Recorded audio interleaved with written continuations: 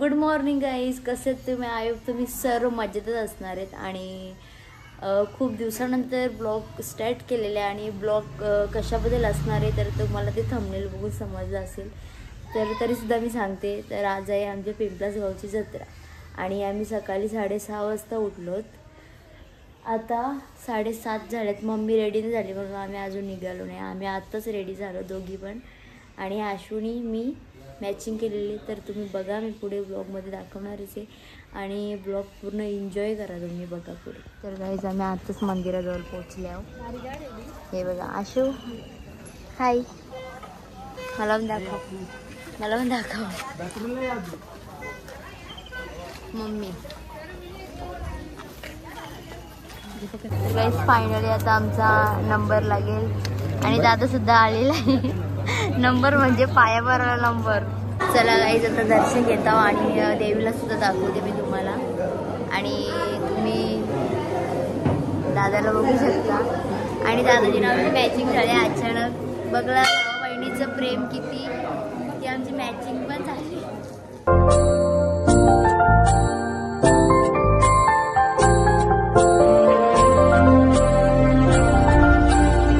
आता गाईज आम्ही दुसरे मंदिरात आल्या पाया पडण्यासाठी.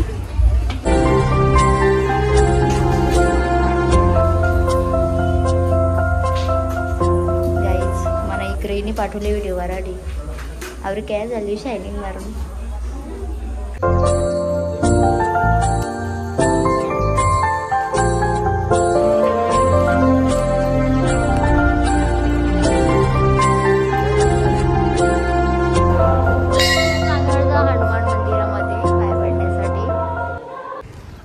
मी बघू शकता मम्मी आणि आशू आलेली आहे तिथे आणि हे बघा मी काय थैली समजत बसले इथे.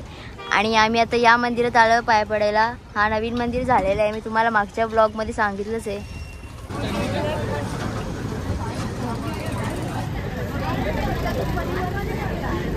देणगी दिलेली त्यांना लाल श्रीफल देऊन सन्मानित करण्यात येत आहे. ए बाबू इकडे कमाल झाला.